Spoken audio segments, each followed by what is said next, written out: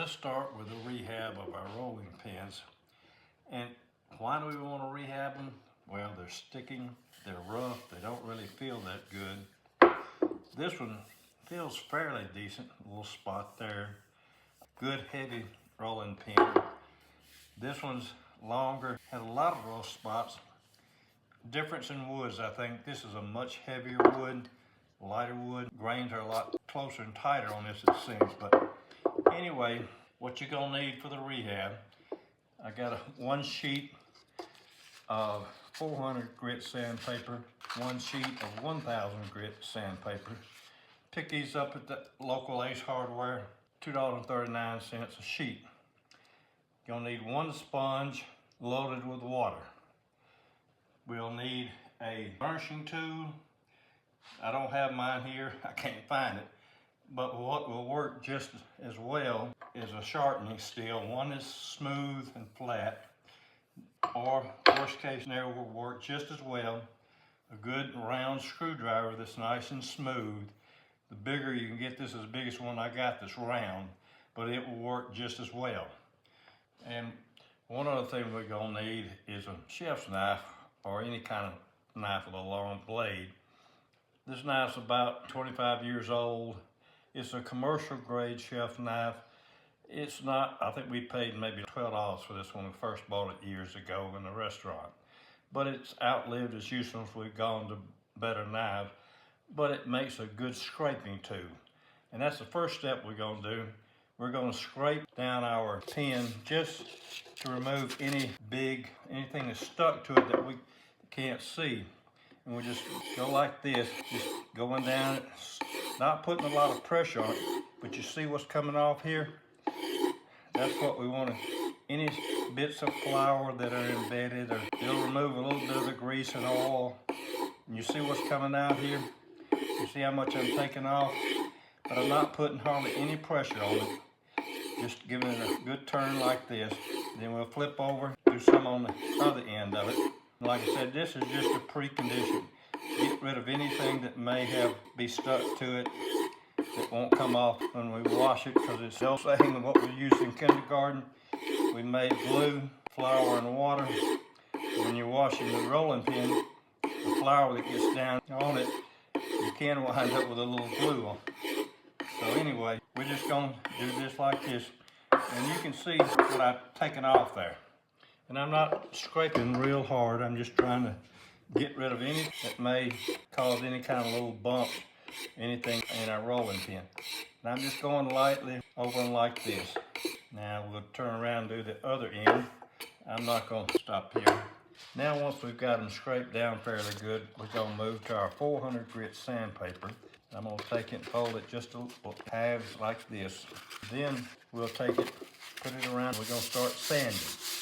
And we're going to sand all the way around just like this. And you see us taking a little bit off. We'll rotate our sandpaper around, get a clean spot. And then we can, on the ends here, going to go again now. So now you see our sandpaper folded over. We're going to do this one. Like I said, this one's a much harder wood. You're not going to take a lot of it off of it because it's just a much harder wood. But still, you see what's coming off there. All right, I'm going to finish this off camera and we'll come back. We're finishing up our sanding now, just the last few pieces here. We've been at it a while, and you see we're giving them a really good sanding here with a 400 grit sandpaper. And this one already feels 100% better, much smoother. Next step, take a sponge loaded with water. We're gonna wet it down real good, both of them. And the purpose of this, before you finish sanding, most woodworkers will know this, they sand as you finish a piece of project or furniture, whatever. You'll wet the surface down, and that causes the microfibers, loose fibers, to swell up and stick up. So when you go to your next sanding, those fibers will be standing up and you can get rid of them. And that's what we're after here with this water, is to raise any loose microfibers up. So when we go to our 1000 grit sandpaper, it'll get those up. All right, let's let that dry. Now they've dried fairly good. We're gonna take our 1000 grit sandpaper And we're gonna spend about 3 or 4 minutes on each rolling pin. We're gonna sand it down also. So we'll get started on sanding these. I'll just take them. This one's fairly easy. You can get a good grip on it, but we want to, like I said, we're gonna spend about 3 or 4 minutes on each rolling pin and work on them. So we'll be back in a few minutes. We finished sanding with our 1000 grit, and I don't know if you can see this, if the light or the camera will pick it up, but you can just feel the difference. It's almost like glass now, really smooth. The light's reflecting off of it. Completely different rolling pin from what it was before. This one still feels a whole lot smoother, just like glass. Now the final step is going to be burnishing. And burnishing is an old technique used by woodworkers to compress the fibers and give you a little bit glass-like sheen and a glass-like finish. I'm going to use this round screwdriver, and we're just going to go up and down like this all the way around the rolling pins, trying to get a smoother compressed finish. And this is going to take about 5 minutes, and then we'll come back. Okay, we finished our burnishing. I spent about 2 or 3 minutes on each rolling pin, going all the way around, giving it a good burnish. Just like this, good amount of pressure. Doesn't hurt, the more pressure the better. And I don't know if you can see it, if it's the cameras are picking up the light, but you can see almost a reflection where the light's bouncing off of them now. And when I run my hand across them, they're glass smooth.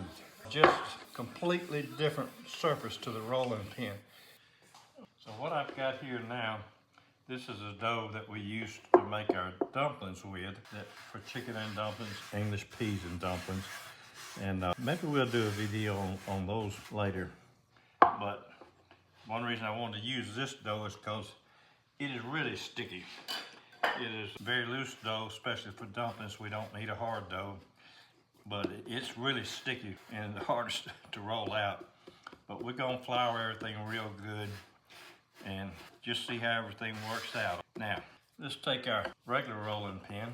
I always roll them out just nice. And I didn't even flour that pin. I'm gonna put just a little bit of flour on this pin and let's see how it does. Got a little bit of stick there. May have put a little bit of pressure on it before, especially this one. So, see as the dough gets real thin, it's gonna pick up. But again, this is dough that you would use for chicken and dumplings, and it's a very loose dough. It's gonna be much more stickier than a pie crust dough. And what I'm gonna do is I'm gonna go ahead and cut this up. Got it thin enough, put it in. All right, so much for checking out our rolling pins. I think they did very good, a little bit of sticking, but again, you gotta remember, this type of dough is gonna stick to almost everything, but they really did real good as far as I'm concerned. And maybe next we'll do a rehab on this cutting board here, because it's due for one also. All right, thank you.